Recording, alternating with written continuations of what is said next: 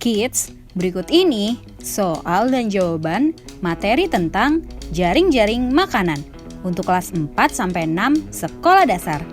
Program belajar dari rumah TVRI, Selasa 6 Oktober 2020. Pastikan ajak orang tua atau kakakmu untuk berdiskusi ya. Yuk kita simak soal dan jawabannya. Pertanyaan nomor 1. Tuliskan manfaat rantai makanan dalam ekosistem. Yuk kita lihat jawabannya. Rantai makanan adalah peristiwa makan dan dimakan yang terjadi antara makhluk hidup dengan urutan tertentu yang saling berhubungan. Dalam rantai makanan ada makhluk hidup yang berperan sebagai produsen, konsumen, dan dekomposer. Jika rantai makanan berjalan dengan baik, maka ekosistem berjalan dengan baik. Tapi, jika rantai makanan tidak seimbang, maka akan terjadi kepunahan terhadap spesies tersebut. Berikut ini manfaat rantai makanan pada makhluk hidup. 1. Interaksi langsung antar spesies. Interaksi langsung akan terjadi saat dua spesies tidak berinteraksi secara langsung, namun dipengaruhi dengan spesies ketiga. Spesies nantinya bisa saling mempengaruhi antara satu dengan yang lain lewat berbagai cara. 2. Memberi bentuk dalam ekosistem. Ekosistem hadir agar bisa memanfaatkan sumber energi dan juga siklus materi. Matahari menjadi sumber utama yang kemudian digunakan organisme fotosintesis yang mengalir lewat tingkat trofik dan materi akan digunakan berkali-kali. 3. Mendukung pemangsa puncak. Rantai makanan juga sangat penting untuk mendukung pemangsa puncak, di mana beberapa di antaranya merupakan hewan pemangsa langka yang hampir punah. 4. Membantu ekosistem. Predator memang tidak selalu secara langsung bisa mengendalikan ukuran populasi mangsa mereka. Namun, predator bisa meningkatkan kesehatannya dengan cara menyingkirkan individu yang berpenyakit atau mengalami gangguan.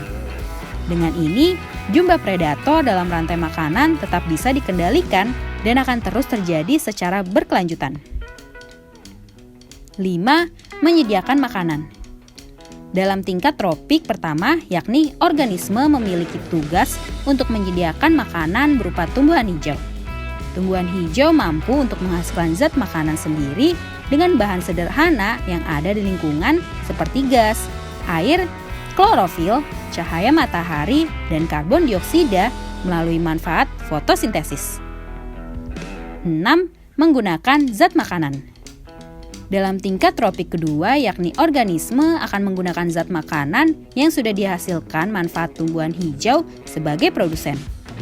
Organisme dalam tingkat ini yang disebut dengan konsumen primer atau konsumen pertama seperti hewan pemakan tumbuhan akan menggunakan zat makanan tersebut agar bisa bertahan hidup. Sebelum kita lanjut videonya, jangan lupa klik tombol subscribe dan tombol loncengnya ya. Pertanyaan nomor 2. Apa yang akan terjadi jika salah satu rantai makanan dalam suatu ekosistem punah atau hilang? Jelaskan. Yuk kita lihat jawabannya. Jika salah satu rantai makanan dalam suatu ekosistem punah atau hilang, maka yang terjadi adalah keseimbangan ekosistem akan terganggu.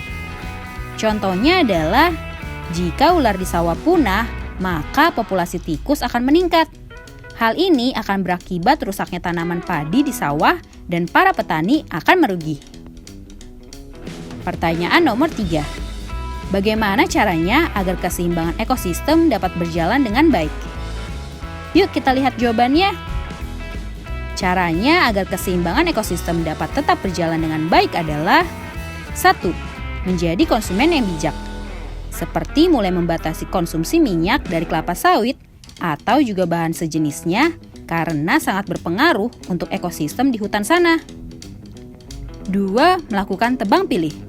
Sebelum menebang, pilih pohon yang dirasa sudah tua dan akan roboh. Jangan menebang asal pohon, terutama menebang pohon yang masih muda. 3. Kurangi bahan bakar fosil. Memakai sumber energi alternatif seperti sinar matahari atau angin yang dapat mengganti sumber batu bara. Selain itu, mulai membatasi penggunaan kendaraan bermotor dan lebih memilih untuk berjalan kaki atau naik sepeda ke tempat yang dekat. Berhenti membuang sampah sembarangan. Membuang sampah sembarangan dapat merusak lingkungan sekitar kita. Sampah yang paling berbahaya salah satunya adalah logam. Bahaya logam sangat buruk untuk kebutuhan makhluk hidup, terutama pada binatang. 5. Menjaga kelestarian bersama organisasi. Saat ini sudah banyak organisasi non-pemerintah yang dapat diikuti atau menjadi patokan agar dapat menjaga kelestarian ekosistem.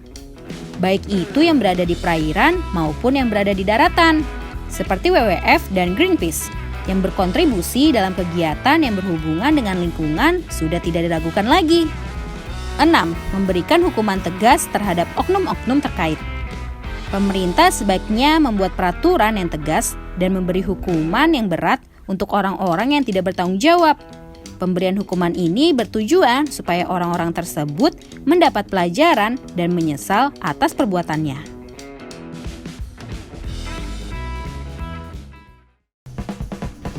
Sampai di sini dulu ya videonya.